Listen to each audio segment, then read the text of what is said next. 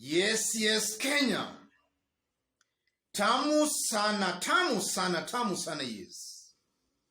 In this video, I want us to have a look at some High Court rulings today on Sirisia Member of Parliament John Waluke, former Kipipiri MP Amos Kimunya, and former Kiambu Governor Ferdinand Waititu.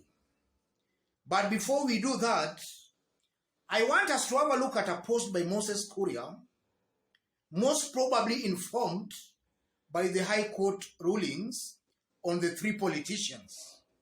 Moses Kuria: we shall expand committee prison. Honorable David Murathe, be ready, we are coming for the Kemsa scandal millionaires. Thus Moses Kuria, immediately after the High Court made the rulings. So it's clear this post by Moses Kuria is most definitely informed by the High Court rulings on the three politicians. I want us to dig deep into the story to see exactly what is happening behind the scenes, because it's very clear that Azimio-leaning politicians, Amos Kimunya and Sirisia Member of Parliament John Waluke, found it very hard in the courts today, while Kenya Kwanza-leaning politician Ferdinand Waititu walked scot-free from the High Court. His case was dropped today. I want us to dig deep into the story, considering the fact that what Kenyans want to see right now is somebody who can fight corruption. Let's dig deep into the story to see exactly the games being played here. If you are watching us for the very first time, subscribe, give this video a like. Yes, that post by Moses Kuria shows clearly Moses Kuria is celebrating. And is most likely celebrating because the rulings from the High Court were not favoring Azimio. Because two Azimio-leaning politicians found it very hard and rough today in the courts. While at the same time, a Kenya Kwanza-leaning leader, Ferdinand Waititu, his case was dropped by the High Court. And I'm very sure that if the reverse was the case, Moses Kuria could have not posted that. So Moses Kuria is just celebrating. And as he celebrates, he is threatening David Murathe. And that's why it's very important for the courts to be independent. The court should not be compromised or be controlled by the government. They should be independent. They should look at the law and evidence. That's exactly what I'm seeing here. And just to dig deep into the cases,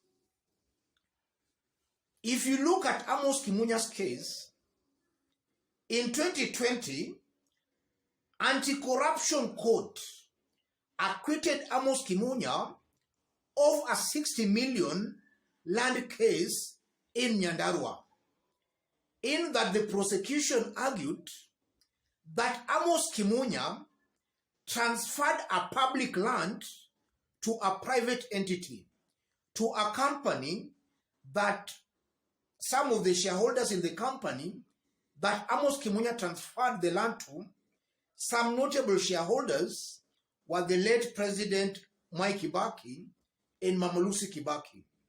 In 2020, Anti-Corruption Court acquitted Amos Kimunya of that case.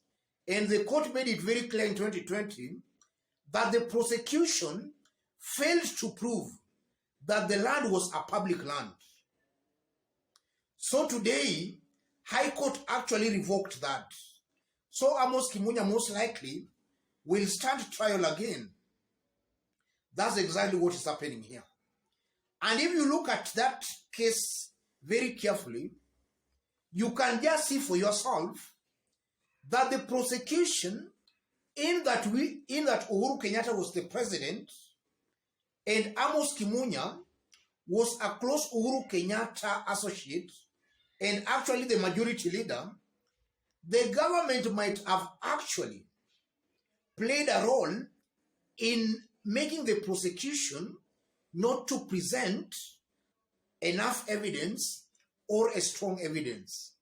And that's why most likely Amos Kimunya might have been acquitted in 2020. In 2022, we have a new government. And the prosecution in this case, now that the current government, might not be friendly to Amos Kimunya, the prosecution, the government might actually be supporting the prosecution to adduce enough evidence against Amos Kimunya. That's exactly what is happening here. And I know a good majority of Kenyans want to see corrupt leaders being thrown behind bars, irrespective of whether they are Azimio or Kenya Kwanza. What Kenyans want to see are that these corrupt leaders are thrown behind bars. And that should also be a warning to the current leaders in William Ruto's regime. They must and should know that power can shift and they can also find themselves in the same shoes of Amos Kimunya. In the case of Waluke, we all know what happened, and now Waluke is now facing a 67-year jail term or a fine of 1 billion Kenya shillings. So that should also be a warning to leaders in William Ruto's government. Power can change, and when it changes, it does not matter the time. You will just still face the law. Sheria ni ile ile, ni kama msumeno. And if you look at Ferdinand Waititu's case, I'm also seeing politics there. Just as it was in the case of Amos Kimunya, in this case of Waititu, I'm also seeing some politics coming to play here. Waititu being a government-leaning leader or politician, it's almost very clear and certain that his case being dropped by the High Court might have also been informed by the fact that he is government-friendly, in that the government could have failed to produce enough or strong evidence against him in the courts. All the judges or the courts themselves might have been compromised to actually ignore evidence and to set him free, to drop his charges. So, all in all, I'm seeing two things here, ladies and gentlemen. In the case of Amos Kimunya, I'm seeing it's almost certain that the case is tied to some politics are involved here. Same to Waluke and same to Waititu. There is politics involved here.